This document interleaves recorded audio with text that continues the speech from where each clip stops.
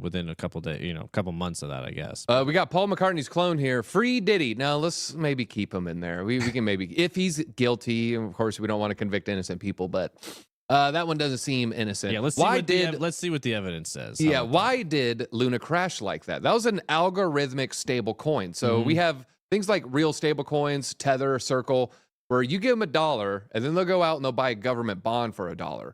But then there's this very complicated one that used algorithmic trading strategies and is definitely way above my pay grade here when I start talking about this.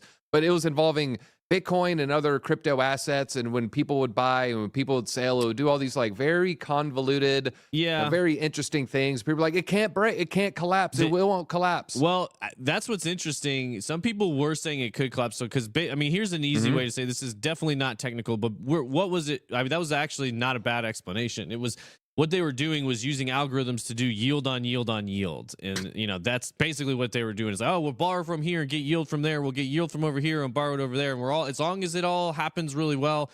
And they were using Anchor. I think it was getting like 20% APY was a big kind of part of it. And it was all getting, kind of in a network effect, getting cycled back on top of itself. And then there were vulnerabilities that were pointed out early on that said, hey, this is, this maybe can't just go up forever.